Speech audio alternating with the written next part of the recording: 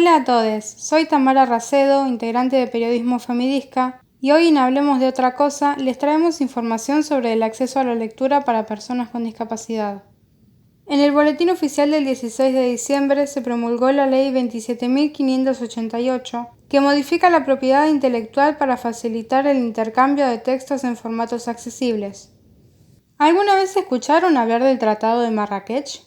Entrevistamos a Pablo Lecuona, director de la Asociación Civil Tiflonexos y creador de la biblioteca digital Tiflolibros, para que nos cuente qué es. El Tratado de Marrakech es un tratado que se adoptó en 2013 a partir de una campaña de la Unión Mundial de Ciegos planteando modificaciones en los marcos legales a niveles nacionales e internacional en cuanto a los derechos de autor para facilitar la producción y la distribución de obras accesibles.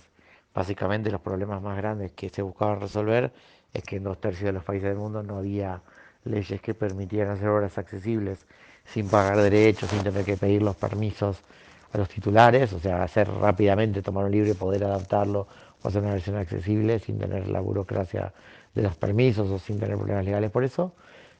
2/3 de los países no tenían leyes y el tercio que las tenían eran muy disparejas, algunas hablaban solo de braille, otras de más formatos, etcétera.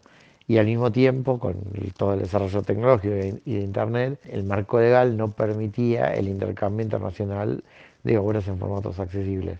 Esto hacía que directamente un libro que se hacía en un país no se podía enviar a otro país y se tuviera que hacer por separado nuevamente accesible en ese otro país. Nuestro país fue uno de los primeros 10 en adherir a este tratado en 2015, que entró en vigencia al año siguiente con 20 estados firmantes.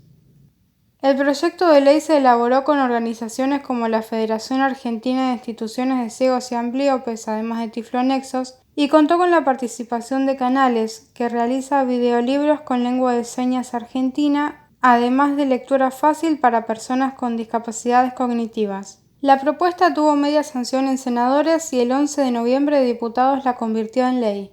Le consultamos al entrevistado de hoy qué implica su implementación y nos comentaba lo siguiente. Por un lado, mejora la excepción que ya teníamos.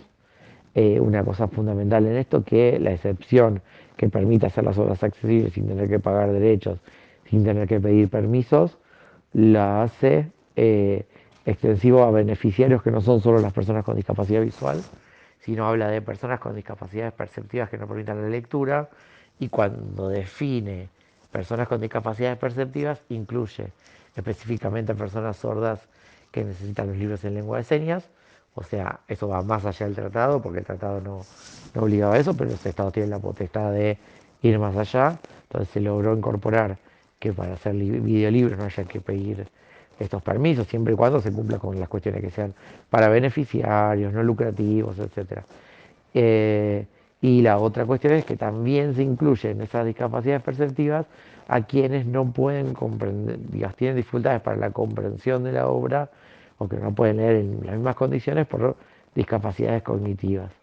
Entonces eso también abre el camino al tema de la adaptación a lectura fácil. Entonces, eso es uno de los principales avances de la ley, después que establece el intercambio internacional. Ahora, con el tratado ya en la ley argentina, los libros que pidamos a los países que ya tienen implementado el tratado, por ejemplo España, por ejemplo Uruguay, los vamos a poder traer directamente, o sea, sin permisos. Escuchábamos a Pablo Lecuona, director de Tiflonexos. Además, este intercambio posibilita acceder a materiales como audiolibros con voz humana, partituras en braille o textos en otros idiomas. Entre las entidades autorizadas se encuentran bibliotecas, organizaciones, escuelas y universidades. En la ley se prevé que la Biblioteca Nacional lleve un registro de los contenidos disponibles y la información de las instituciones que los producen.